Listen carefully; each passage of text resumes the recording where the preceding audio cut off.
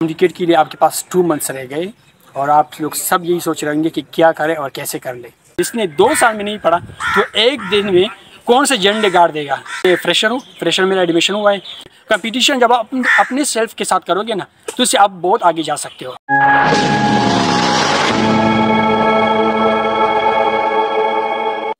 औज़ुबिल्लाहि मिनश्शैतानिर्रजीम, बिस्मिल्लाहिर्रहमानिर्रहीम। My name is Abu Bakar Sadiq. I am the first year MBBS student at SLMC. Today I am here to discuss about the guidelines of MDCAT. So सबसे पहले आपने करना क्या है, MDCAT के लिए आपके पास 2 मंथ्स रह गए और आप लोग सब यही सोच रहे होंगे कि क्या करें और कैसे कर ले। तो ट्रिक यही है आपके पास, टेक्निक आपके पास यही है कि हर किसी के पास, हर एक सिंगल स्टूडेंट के पास 2 ही मंथ्स रह गए, चाहे वो रिपीटर है चाहे वो फ्रेशर है। अब वो मैटर क्या चीज़ करती है, मैटर ये चीज़ करती है कि कौन इस महीने को प्रॉपर्ली यूटिलाइज़ करता है, इस टाइम को कौन प्रॉपर्ली डिवाइड करता है। जो प्रॉपर्ली यूटिलाइज़ करेगा, प्रॉपर्ली डिवाइड करेगा, वो ही आगे जाएगा। अब फ्रेशर जो होता है वो यही सोचता है कि रिपीटर जो है ना वो मुझसे आगे है, और रिपीटर यही सोचता है कि एक दफ़ा तो मेरा एडमिशन नहीं हुआ, अगर इस दफ़ा भी नहीं हुआ तो मैं क्या करूँगा। तो दोनों तरफ जो है ना प्रॉब्लम सेम चल रही है। एक सोच रहा है कि रिपीटर मुझसे आगे, और जो रिपीटर है वो सोच रहा है कि अगर एडमिशन नहीं हुआ तो क्या करूँगा। तो तरीका आपके पास ये है कि आपने सोचना नहीं है, इन 2 महीने में फोकस होकर पढ़ना है, फोकस होकर पढ़ लो। At the end of the day देखा जाएगा कि कौन आगे कौन पीछे है।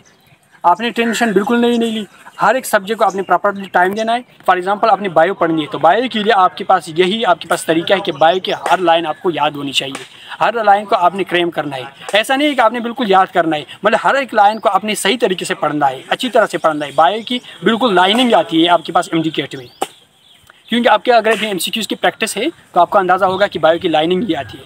नेक्स्ट चीज़ जो आपके पास आती है, आपके पास है केमिस्ट्री में आपके पास जो MCQs मैक्सिमम आते हैं वो आपके पास ऑर्गेनिक से ही आते हैं। ऑर्गेनिक का तरीका यही है पढ़ने का कि आपके पास उसके कंडीशन, उसके कैटालिस्ट, और उसके अलावा आपके पास उन्होंने रिएक्शन दिया होगा, ये रिएक्टेंट है उससे कौन सा प्रोडक्ट बनेगा, फिर उस प्रोडक्ट से नेक्स्ट कौन सा प्रोडक्ट बन सकता है। तो आपका अगर कैटालिस्ट के नाम और कंडीशन आपको याद है तो उन रिएक्टेंट से आप प्रोडक्ट ईजिली बता सकते हैं कौन से प्रोडक्ट आपके पास बनेंगे।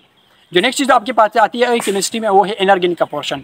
इनऑर्गेनिक पोर्शन जो होता है आपके पास उसमें एक्सेप्शन ही मैक्सिमम आते हैं MCQ में, तो आपने एक्सेप्शन को क्लेम करना होता है। एक्सेप्शन में आपके पास कोई वो तरीका नहीं कि उसको कंसेप्ट आप बना ले। इसके अलावा जो नेक्स्ट चीज़ आपके पास आती है वो है आपके पास फिजिक्स का तरीका यही है कि आपके पास जो टॉपिक आपने पढ़ लिया, जो चैप्टर भी आपने पढ़ लिया, तो उसका आपने कंसेप्ट लेना है। कंसेप्ट लेने का तरीका यही है कि उस टॉपिक के अपने MCQ करनी है, और MCQ जब आप करेंगे, MCQ के मैक्सिमम प्रैक्टिस करोगे तो आपका अंदाज़ा हो जाएगा कि किस टॉपिक से किस एंगल से MCQs आ सकते हैं आपके पास। तो फिज़िक्स आपको स्टूडेंट्स को मुश्किल लगता है, लेकिन मुश्किल बिल्कुल भी नहीं।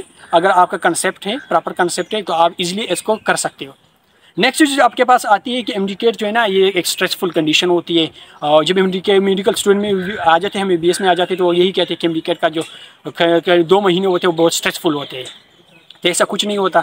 जनरली अगर मैं अपना बता दूं तो मैं फ्रेशर मेरा एडमिशन हुआ है, और मैं बिल्कुल 2 महीनों को मैंने प्रॉपर्ली यूटिलाइज़ किया था। किसी के साथ खुद को कंपेयर ना किया। जब टेस्ट दे दें आपने अपनी गलती को पॉइंट आउट करना है। आप मतलब प्रैक्टिस टेस्ट आप देते हो तो आपने गलती को पॉइंट आउट करना है, किसी के साथ खुद को कंपेयर नहीं करना, किसी के साथ कंपटीशन नहीं करना। कंपटीशन जब आप अपने सेल्फ के साथ करोगे ना तो इससे आप बहुत आगे जा सकते हो। अब मैंने कभी भी किसी के साथ खुद को कंपेयर नहीं किया कि वो आगे है मैं पीछे, या मैं आगे वो पीछे। तो आपने ये चीज़ नहीं करनी, आपने बस फोकस होकर पढ़ना है। 2 महीने में फोकस होकर पढ़ना है, कुछ नहीं होता आपके पास, टेंशन बिल्कुल नहीं लेनी, चिल माहौल होता है। अच्छा, लास्ट जो आपके पास डेज होते हैं तकरीबन हफ्ता रह जाता है, तो कुछ स्टूडेंट होते हैं कि वो कहते हैं कि मेरा वो हार्मोन इंक्रीज़ हुआ, ये डिक्रीज़ हो रहा है। ऐसा कुछ कंडीशन नहीं होती। आपने लास्ट हफ्ते में फोकस होकर पढ़ना है। हाँ, लास्ट डे जो होता है आपके पास, कुछ स्टूडेंट कहते हैं कि यार अब कल टेस्ट है तो मैं क्या करूँगा, अगर एक MCQ मैंने गलत किया, वहाँ पर कुछ भी गड़बड़ हो गई तो एडमिशन नहीं हो पाएगा। आपने ये नहीं सोचना। अच्छा, लास्ट डे का तरीका ये है कि आप लास्ट डे बिल्कुल ना पढ़ो। फॉर एग्जांपल मेरा टेस्ट था 10 सितंबर को, तो 10 सितंबर को टेस्ट था सुबह, तो मैंने 9 सितंबर को बिल्कुल ब्रेक ली थी। 9 सितंबर के दिन में नहीं पढ़ा था, और उसके 10 सितंबर की रात को भी नहीं पढ़ा था, और मॉर्निंग भी नहीं पढ़ा, बिल्कुल किताब टच भी नहीं की थी।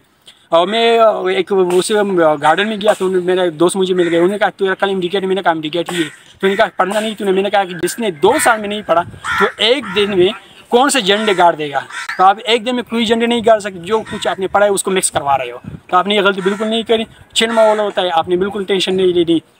मैं सुबह गया तो उन्होंने कुछ स्टूडेंट बता रहे थे पहले से जो रिपीटर होते वो कि बहुत ज़्यादा स्टूडेंट्स होते हैं तो आप स्ट्रेसफुल कंडीशन में चले जाते। ऐसा कुछ नहीं होता। अगर आपको आ रहा है 100% आ रहा है तो आप बिल्कुल रिलैक्स फील करोगे और ख़ुद पे प्राउड फील करोगे। इसके अलावा कुछ नहीं होता।